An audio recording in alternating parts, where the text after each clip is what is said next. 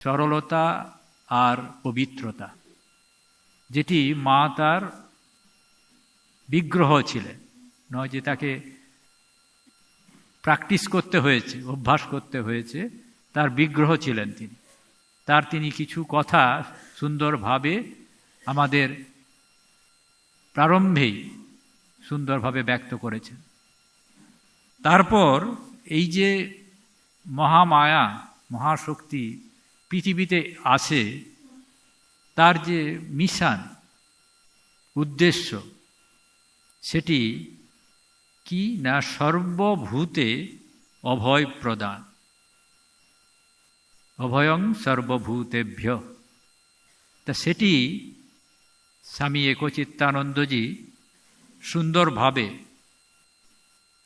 এই অল্প সময়ে সুন্দরভাবে ব্যক্ত করেছেন। কারণ অভয় থাকলেই তারপর বাকি আর যে সমস্ত দৈব সম্পদ থাকে সেটা ক্রমে ক্রমে প্রকাশ পায়। তা এই সুন্দর আলোচনার বাসরে তা আমি একটু আপনাদের কাছে আমাদের ভারতবর্ষের যে চিরাচরিত প্রথা, যে দুটি ধারা আছে, একটি হচ্ছে বেদ ও তার অনুশাসন, আরেকটি হচ্ছে তার তন্ত্র আর তার অনুশাসন।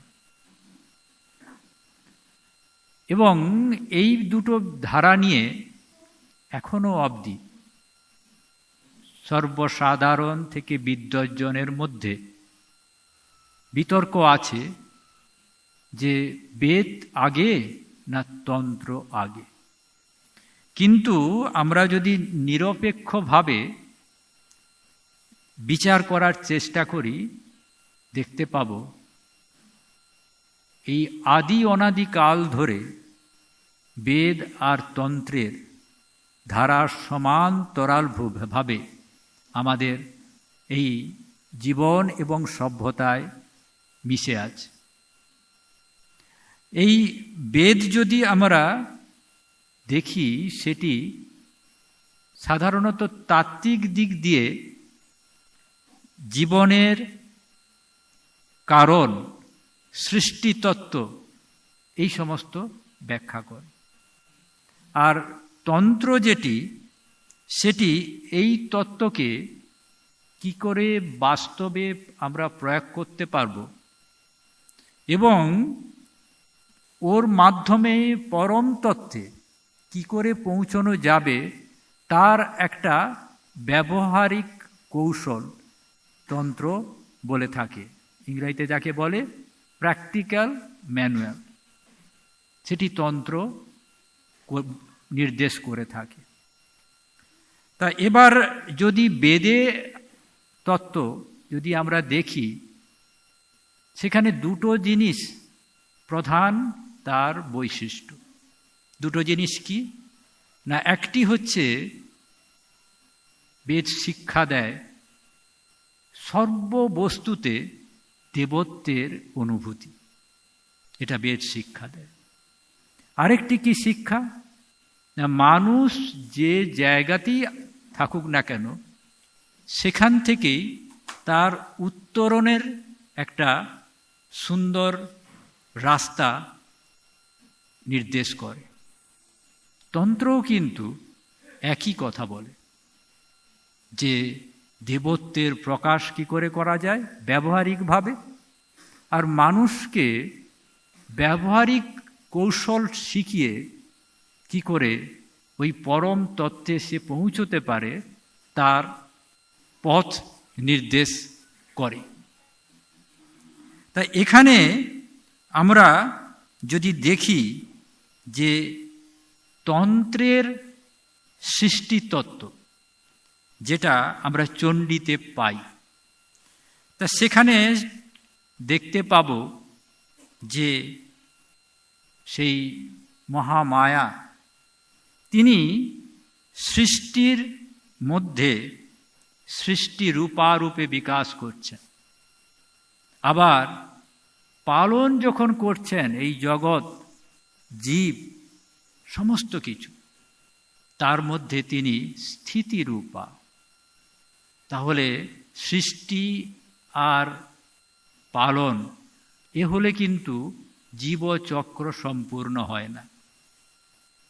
যখন পালন করতে করতে ভার বেড়ে যায়, তার সংকোচের প্রয়োজন হয়, তখন সংহার দরকার। তিনি তখন সংহার রূপা। তিনি সেই জগন্ময়ী, তিনি বিশ্ব সৃষ্টিকর্ত্রী, তিনি জগৎ সৃষ্টিকর্ত্রী। এইভাবে শিব এবং শক্তিতত্ত্ব ওতপ্রোতভাবে সৃষ্টি কাজ করে চলেছে। চণ্ডীতে তাই আছে, বিসৃষ্ট সৃষ্টিরূপাত্মং স্থিতিরূপা চ পালনে তথা সংহৃতি রূপান্তে জগত অস্যে জগন্ময়ে। সেই জন্য বিশ্ব সৃষ্টি ও জীবন সৃষ্টিতে শিব কিন্তু সর্বদা নিত্য, সত্য, অচল, অমর হয়ে বিরাজ করছেন। তাই চণ্ডীর আরেক জায়গায় বলা হচ্ছে, যচ্চ কিঞ্চিত কচিত বস্তু সদসৎ বা খিলাত্মিকে তস্য সর্বস্য ইয়া শক্তি সাত্তং কি স্তুয়তে তদা। বলছেন যে আমরা মায়ের আদ্যা শক্তির উপাসনা করি। কেন করি? তিনি মেধাস্বরূপ, তিনি মায়াস্বরূপ, তিনি লজ্জাস্বরূপ, তিনি ক্ষমাস্বরূপ, তিনি বুদ্ধিস্বরূপ, তিনি ধৃতিস্বরূপ, তিনি বিদ্যাস্বরূপ, তিনি ছায়াস্বরূপ, তিনি শান্তিস্বরূপ, তিনি আবার শান্তিস্বরূপ। বাংলাতে খান্তি, সংস্কৃতে শান্তিস্বরূপ। তা সেই যে বিশ্ব সৃষ্টি মহামায়া করছেন, সেখানে আমরা যে বস্তুগুলোকে সৎ ভাবি, মানে বর্তমান ভাবি, সেগুলো তার মধ্যে, আবার যেগুলো ভাবি অলিক, অসৎ, সেও তার মধ্যে। এবার বলা হচ্ছে যে তুমি যখন সমস্ত কিছুর কারণ এই জগতে সৎ আর অসত্যের, তাহলে আমরা কিভাবে, কি কথা বলে তোমার স্তুতি করব? তা এইটা চণ্ডীতে তাই ঋষিবর এই কথা বলছেন। তা সেই জন্য চণ্ডী ভালো করে বুঝতে গেলে দেহতত্ত্ব বা জীব ও সৃষ্টিতত্ত্ব ভালো করে বুঝতে হবে। এটা আপনারা সবাই জানেন। উপনিষদের সারতত্ত্ব যেমন গীতাতে নিহিত, তেমনি সমস্ত তন্ত্রের সারতত্ত্ব চণ্ডীতে নিহিত। সেখানে ছোট একটি সাধন আছে, তাকে বলে যে মদন উপাসনা। সংস্কৃতের বিস্তার বলা হয় মত ভাব ভাবনা ইতি মদন। তার মানে মদন উপাসনা বা কাম উপাসনা, এটি হচ্ছে আমার ইষ্ট, আমি আমার ইষ্ট, আমি আমার সাধ্য। সেখানে আমার কুলকুণ্ডলিনী, আমার আমিত্বের শিবমূর্তির চারদিকে বেষ্টন করে ওতপ্রোতভাবে জড়িয়ে আছে। এই জন্য এই তন্ত্র খুবই কঠিন, গুরুমুখী বিদ্যা। এটি সাধনার ধন, কথার কথা নয়, প্র্যাকটিক্যাল সায়েন্স। গুরু ছাড়া এক পাও এগোনো সম্ভব নয়। গুরু সমস্ত শাস্ত্রে, সমস্ত বিদ্যায় দরকার, কিন্তু তন্ত্রেও গুরু সম্পূর্ণভাবে নির্ভরশীল। ঠিক ঠিক গুরু দরকার। তন্ত্রের আরেকটা দিক হচ্ছে বাহ্য পূজা অপেক্ষা মানস পূজার প্রয়োজনীয়তা বলা হয়েছে। সেই জন্য একটি তন্ত্রে লিখিত আছে, সর্বাসু বাহ্য পূজাসু অন্তঃ পূজা বিধীয়তে, অন্তঃ পূজা মহেশানি বাহ্য কোটি ফল লভেত। বলছেন, সাধক তুমি যদি 1,00,00,000,000 বাহ্য পূজা করো, একবার ঠিক ঠিক অন্তঃপূজা যদি করো, তাহলে সেই ফল তুমি পাবে। সেই জন্য গন্ধর্বতন্ত্রে বলছে, মনসা ওপি মহাদেব্যই নৈবেদ্যত দীয়তে যদি ইয়ো নরঃ ভক্তি সংযুক্ত দীর্ঘায়ু স সুখী ভবেৎ। যে ভক্তি সহযোগে মহাদেবীকে মনঃকল্পিত নৈবেদ্য যদি তার পায়ে অর্পণ করতে পারে সাধক, তিনি দীর্ঘায়ু হয়, পরম প্রাপ্তি লাভ করেন। এই বিষয়ে সাধকের কি তার সাধনার প্রয়োজন সম্বন্ধে কুলার্ণব তন্ত্র বলছে, চিন্ময়স্য অদ্বিতীয়স্য নিষ্কলস্য অশরীণ উপাসনাং কার্যার্থং ব্রহ্মণ রূপকল্পনা। সাধক বা পূজক বা সাধারণ মানুষ যিনি পরম তত্ত্ব জানতে চান, কিভাবে জানবেন? যে তিনি আত্মবান হয়ে তার জীবাত্মাকে পরমাত্মার সঙ্গে মিশিয়ে দিতে চান। তা সেখানে কিন্তু তিনি উপাসনা করতে উদ্যত। সেই উপাসনার জন্য সেই ব্রহ্মস্বরূপ যিনি চিন্ময়, যিনি অদ্বিতীয়, যিনি তার নিষ্কলঙ্ক, যিনি অশরীর, তিনি কিন্তু নানা রূপ ধরে সাধকের সামনে আবির্ভূত হয়। তা এখানে যদি ইতিহাসের দিকটা আমরা একটু দেখি, ঐতিহাসিকরা বলেন বৌদ্ধ ধর্ম প্রচারের আগে ভারতবর্ষে মূর্তি পূজার প্রচলন ছিল না, এবং বৈদিক যুগে বৈদিক কর্মকাণ্ড সম্পূর্ণভাবে যাগযজ্ঞ নির্ভর ছিল। যখন বৈদিক এই ক্রিয়াকাণ্ডের অবসান হয়, বুদ্ধ ধর্ম সারা ভারতবর্ষ যখন ছড়িয়ে যায়, আস্তে আস্তে বুদ্ধের ভক্তরা, বৌদ্ধরা তখন বুদ্ধের মূর্তি স্থাপন করে মন্দির তৈরি করা শুরু করে। বুদ্ধ ধর্মে দুটি ভাগ আছে, একটিকে বলে হীনযান, আরেকটিকে বলে মহাযান। এই বৌদ্ধ মহাযানী তান্ত্রিক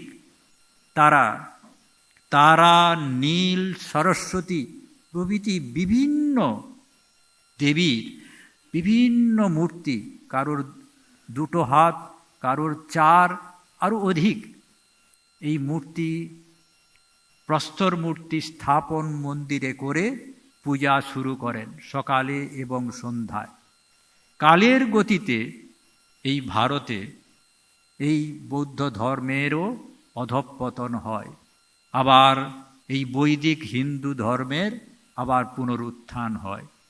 তখন ওই মন্দিরগুলোর দেবদেবী আস্তে আস্তে হিন্দু দেবদেবীতে পরিণত হয়, পূজা আগের মতনই চলতে থাকে।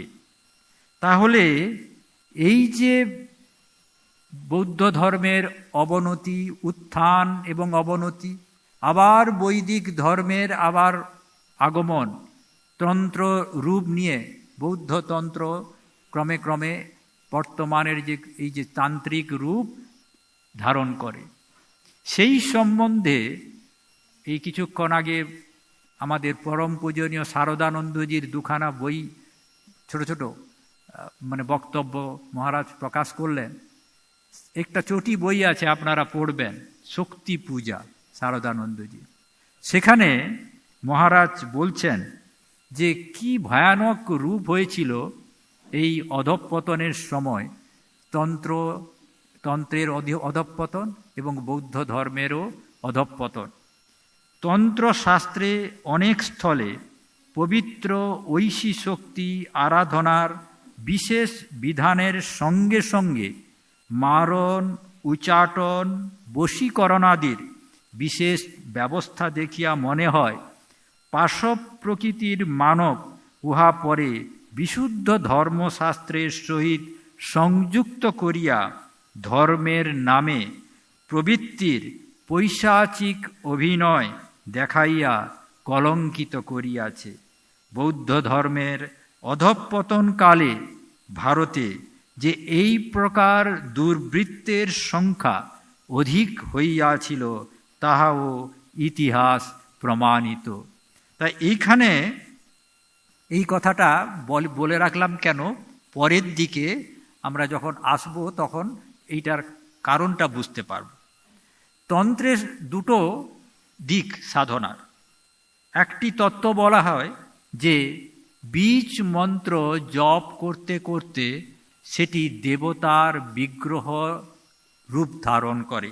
তাই বলা আছে দেবতায়া শরীরস্তু বীজাত উৎপদ্যতে ধ্রুবম।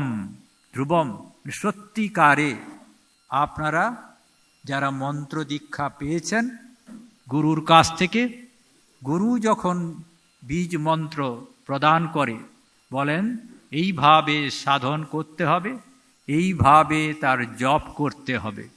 তাই এই জপের উদ্দেশ্য যে ক্রমে এই বীজ মন্ত্র ঘনীভূত হয়ে ইষ্ট দেবতার বিগ্রহে পরিণত হবে।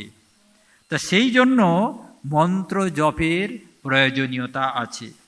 সেই জমাল তন্ত্রে আছে যে ধ্যান দু ধরনের হয়, একটা সূক্ষ্ম ধ্যান আর একটা হচ্ছে স্থূল ধ্যান।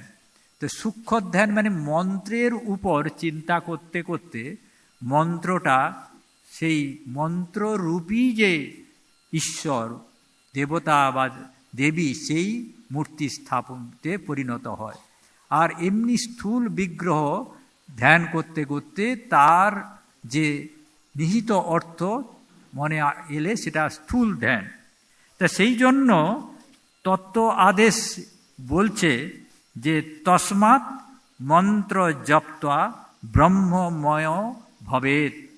সেই জন্য বীজাত্মক মন্ত্র জপ করলে সাধক পরম প্রাপ্তি ব্রহ্মের যে সাক্ষাৎ হতে পারে।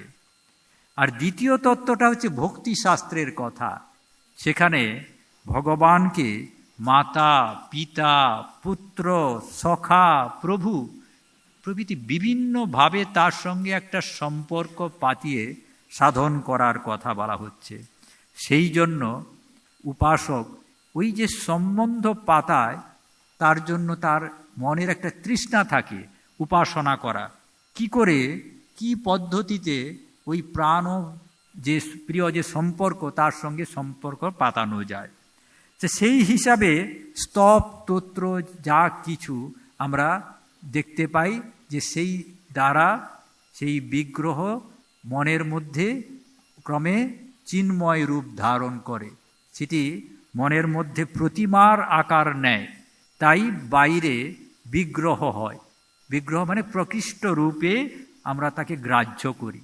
তাই বিগ্রহ মনে যেটি আসছে সেটাকে সামনে মূর্তি করে, সে দারুময় বিগ্রহ হোক, সে প্রস্তরময় হোক বা মৃত্তিকাময় হোক, যেভাবেই হোক। তা এইখানে আমরা তন্ত্রের আসল গুরুত্ব, দেহের যত শক্তি আছে প্রতিটার অধিষ্ঠাত্রী কিন্তু কোনো না কোনো দেবী। তাই দেহের যত ক্রিয়া ও সব শক্তি এই আদ্যা শক্তিরই লীলা বিলাস। তেমনি এই বিশ্ব ব্রহ্মাণ্ডের যত ক্রিয়াকলাপ যা কিছু হচ্ছে সবই এই মহামায়ার বিশ্ব কুণ্ডলিনী শক্তিরই বিভিন্ন প্রকাশ। তাই তিনি এই স্থূল শরীরের মধ্যে আবার এই বিশ্ব ব্রহ্মাণ্ডের এই বাইরের মধ্যে থেকে তিনি নিজে দেখেন, আবার অন্যকেও দেখান। তাই এইখানে তন্ত্রের আসল বৈশিষ্ট্য।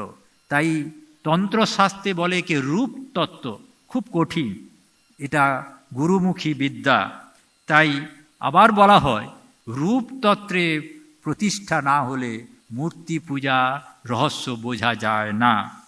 তা সেই জন্য এই সাধক কি করে না, তিনি এই অরূপা কালিকা, সেই যে মহাদূতী কালিকার তিনি নানা গুণক্রিয়া অনুসারে রূপ কল্পনা করে তিনি তার উপাসনা করে।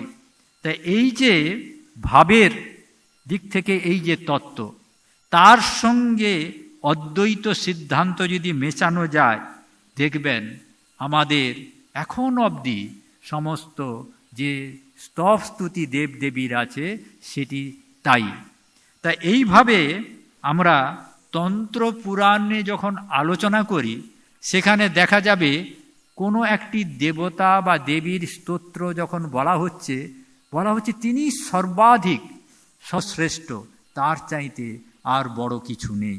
কারণ এটি সাধকের মনের বিকাশের জন্য এটি বলা হয়েছে। কারণ তন্ত্রতত্ত্বে শূন্যরূপ শিবের চারিদিকে চন্দ্রজ্যোতিস্বরূপ কুণ্ডলিনী মহামায়া বিরাজ করছেন। তাই বলা হচ্ছে সৃষ্টের আদৌ তমে কাশিত তমোরূপম অগোচরম তত্ত্বজাতং জগৎ সর্বং পরব্রহ্ম সৃষ্টিক্সয়া। সেই পরব্রহ্ম তিনি সৃষ্টির আদিতে একা, তিনি অবার অগোচর, তাই তমস্বরূপ। তিনি থেকে এই জগৎ সব কিছু সৃষ্টি হয়েছে। তাই তন্ত্রের গুরুমুখী বলে প্রতিটা গুরু তার প্র্যাকটিক্যাল ম্যানুয়াল যেটা হবে, ব্যবহারিক প্রণালী, একজনের থেকে আরেকজনের একটু সূক্ষ্ম বা স্থূলভাবে পার্থক্য হবে। তার ফলে এই অগাধ তন্ত্র বারিধি বলে বিরাট সমুদ্র। তা সেখানে আমাদের হারিয়ে যাওয়ার উপক্রম হয়, এবং সেই জন্যই বারে বারে এই দিব্য শক্তিকে এই ধরাধামে আসতে হয় এই তত্ত্ব স্থাপনের জন্য। তা এখানে আমাদের আরেকটা জিনিস একটু বলা দরকার। দীক্ষা যেমন তন্ত্রের অন্তর্গত, আরেকটি জিনিস আছে অভিষেক। এটিও একটি রহস্যময় একটা বিদ্যা। শক্তি সাধনায় শাক্ত অভিষেক, পূর্ণ অভিষেক, কর্ম দীক্ষা, সাম্রাজ্য দীক্ষা, মহাসাম্রাজ্য দীক্ষা আছে।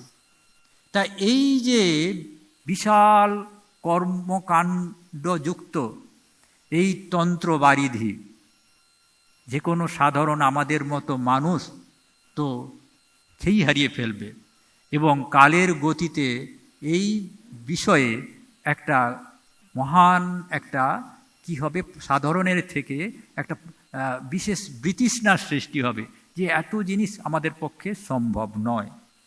তা সেই জন্য এই যুগে এই যে দিব্যত্রয়ীর আবির্ভাব, ভগবান শ্রীরামকৃষ্ণদেব, জগৎজননী শ্রীমা সারদা দেবী অ্যান্ড যুগাচার্য স্বামী বিবেকানন্দ। তা আমরা সবাই জানি যে বেদমূর্তি শ্রীরামকৃষ্ণ।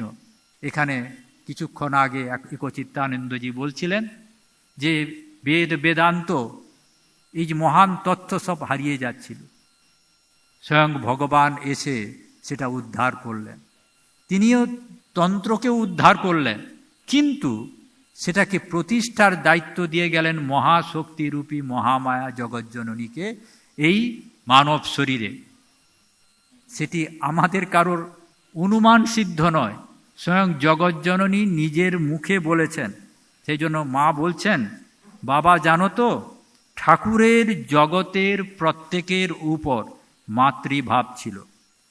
সেই মাতৃভাব জগতে বিকাশের জন্য আমাকে এবার রেখে গেছেন। আবার বলছি, ঠাকুরের জগতের প্রত্যেকের উপর মাতৃভাব ছিল। সেই মাতৃভাব জগতে বিকাশের জন্য আমাকে রেখে গেছেন। এর চাইতে আর স্পষ্ট কি উক্তি পাওয়া যাবে? সেই কথা এখন দেখা যায়। তো মাকে জিজ্ঞাসা করছেন, ছবিতে কি ঠাকুর আছেন? তখন অরূপানন্দজি খুব ছোট এসছেন মায়ের কাছে, বাচ্চা ছেলে যেমন জিজ্ঞাসা করে। তা মা বলছেন, আছে বই কি, ছায়া কায়া সমান, ছবি তো তার ছায়া, ডাকতে ডাকতে ছবিতে তার আবির্ভাব হয়। তা এই যে কথাটা, এটা তন্ত্রের স্বীকৃত কথা। তন্ত্রে আগে এই রকম বলা হচ্ছে যে সাধকের ইচ্ছা পূরণের জন্য বাহ্যিক যে বিগ্রহ, সে তার মধ্যে চিন্ময় রূপে প্রকাশ পায়। তা সেটি মা এখানে সহজ কথায় বললেন যে ছায়া কায়া সমান, ডাকতে ডাকতে ছায়ার মধ্যে তিনি আবির্ভূত হন। আবার মা বলছেন, মন্ত্রদাতা গুরুই গুরু। তা কেন? যে এই যে মন্ত্রদান দীক্ষা, এটি তন্ত্র থেকে এসছে। তা সেইখানে এই গুরু কি করে না, মা বলছেন যে দীক্ষার সময় বা মন্ত্র নেওয়ার সময় গুরুর শক্তি শিষ্যে, শিষ্যের গুরুতে আসে, এই একটা আদান প্রদান হয়। তা সেখানে মা এবার বলছেন যে ভক্তকে, একজনকে বলছেন যে তার এই মন্ত্রতন্ত্রর ব্যাপারে একটু সন্দেহ হয়েছে। তাই তিনি বলছেন, দেখো মন্ত্রতন্ত্র কিছু না, ভক্তি আসল। ঠাকুরের মাঝে গুরু ইষ্ট সব পাবে। কারণ এই যে কথাটা গুরু ইষ্ট সব পাবে, যে তখন তন্ত্রের এত দেবদেবী, কাকে ইষ্ট করা হবে, কাকে লাভ ধরলে চরম প্রাপ্তি হবে, সেটা সবার মধ্যে একটা সংশয়। আবার গুরু কি হবে? তা মহামায়া রূপে আবির্ভূত হয়ে যিনি, যাকে বলা হয় তন্ত্র মূর্তি মহামায়া, তিনি বললেন যে এই ঠাকুরই তিনি হচ্ছেন গুরু ইষ্ট সব। আবার বলছেন, গুরুর প্রতি ভক্তি থাকা চাই। গুরু যেমনই হোক, তার ভক্তিতে, তাতে ভক্তিতেই মুক্তি।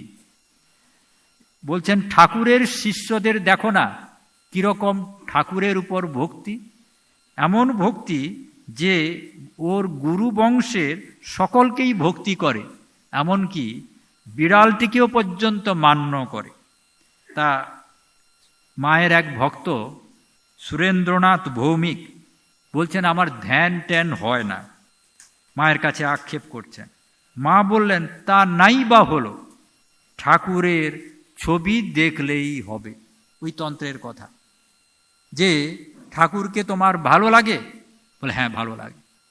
তাহলে কি হবে না, ওই যে ভালোবাসার বিগ্রহকে স্তব স্তুতি দ্বারা চিন্ময় করে তোলো, তাহলে তোমার আত্মতত্ত্ব জাগরিত হবে, ওই আত্মতত্ত্ব পরমাত্মায় মিশবে, জীবন সার্থক হবে।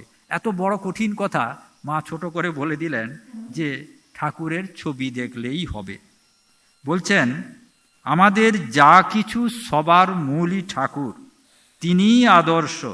যা কিছু করো না কেন, তাকে ধরে করলে আর বেচালে পা পড়ে না। তা এখানে একটা সূক্ষ্ম কথা মা বলছেন, প্রথমে মনের কথা শুনবে, মন প্রথমেই গুরু। খুব কঠিন তন্ত্রতত্ত্ব দুটো কথাই বলে দিলেন। এই যে সৃষ্টিতত্ত্ব, জীবতত্ত্ব দাঁড়িয়েছে এইখানটায়, যেখানে বলা হচ্ছে আমি আমার ইষ্ট, আমি আমার সাধ্য। এই কঠিন তত্ত্বটা মা সহজ করে বলে দিলেন। তা বলছেন দীক্ষা নেওয়ার উদ্দেশ্য কি? সরলভাবে সাধন ভজন করে ভগবানের চেষ্টা করা, ব্যাস শেষ। কিন্তু তন্ত্রশাস্ত্রে যদি দীক্ষা দেখা যায়, কারণ আগেই বলেছি কোনোটাই ভুল নয়, কারণ ওটা বিভিন্ন আধিকারিক পুরুষ বিভিন্নভাবে নির্দেশ করে গেছেন, তাই স্থূল সূক্ষ্মভাবে প্রতিটাই আলাদা আলাদা পথ। তাই আমরা যদি বুদ্ধি দিয়ে দেখতে যাই বিশাল বারিধি, তখন মনে হবে এ মানুষের সম্ভব নয়, এটি কোনো পক্ষেই কম্য নয়। কিন্তু মা বললেন সরলভাবে সাধন ভজন করে ভগবান লাভই হচ্ছে দীক্ষার উদ্দেশ্য, যেটা কিন্তু তন্ত্র এত হাজার বছর ধরে কত অগণিত এই তন্ত্রতত্ত্বে কত গূঢ় ন্যাস, কত গূঢ় সাধন চর্চার মধ্যে তারা ব্যাখ্যা করে গেছেন। এবার দুজন দীক্ষার্থী জয়রাম বাড়িতে এসেছেন, আপনারা জানেন। তা সেখানে মা বললেন তোমরা এখানে 3 রাত্রি বাস করবে। কেন? তোমাদের এখানে দেহ শুদ্ধি হবে। কেন বলো তো? না, জয়রাম বাটি হচ্ছে শিবপুরী। তিনি বলছেন, আর বাকিটা বললেন না যে অন্নপূর্ণা যেখানে সেখানে থাকেন না, শিবপুরী ছাড়া অন্নপূর্ণার আবির্ভাব সম্ভব নয়। শিব আর শক্তি অভিন্নভাবে ক্রিয়া করে চলেছে, সেটা তন্ত্রের প্রধান কথা। আর আমি শুরু করেছিলাম, পরম পূজনীয় মহারাজও শুরু করেছিলেন ওই মন্ত্র দিয়ে, যথাগ্নের দাহিকা শক্তি রাম ও কৃষ্ণে স্থিতা হিজা।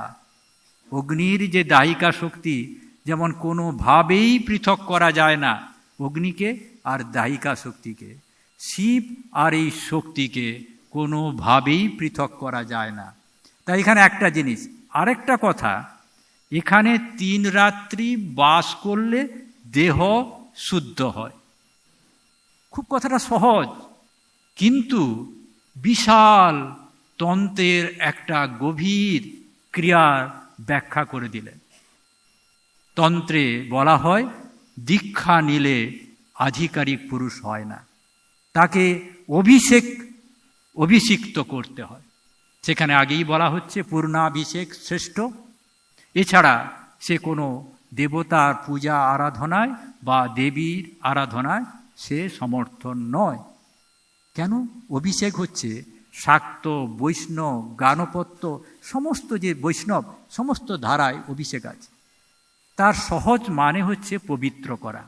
কখনো গঙ্গা স্নানে পবিত্র হয়, কখনো বা পবিত্র জল যদি ছড়ানো যায় তখন পবিত্র হয়, অথবা মন্ত্র দ্বারাও পবিত্র হয়। কি পবিত্র হয়? শরীর, মন। কারণ শরীর মন হচ্ছে তন্ত্রের প্রথম অবলম্বন। ওটা যদি শুদ্ধ না হয় তাহলে কি করে এই রূপতত্ত্বে ঢুকবে? রূপতত্ত্ব না জানলে মূর্তি পূজা সম্ভব নয়। মা বলে দিলেন যে জয়রাম বাটিতে 3 দিন বাস করলে তোমার শরীর শুদ্ধ, বাকিটা বললেন না মনটা তো শুদ্ধ হবে। তাহা কত সুন্দরভাবে আজকের দিনে এটা প্রাসঙ্গিক কেন বলছি, তন্ত্রের এই যে দ্বন্দ্ব অনাদিকাল ধরে আজকেরও বিদ্যমান।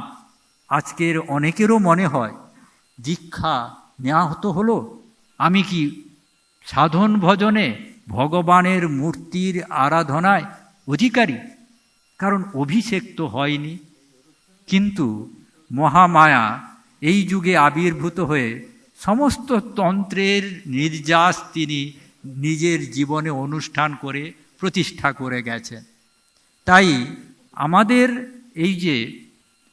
এই রামকৃষ্ণ ধারায় যে দীক্ষা, স্বয়ং ঠাকুর মা থেকে আজকের যারা গুরুরা আছেন তারা একই ধারা, একই শক্তি সমানভাবে প্রবাহিত।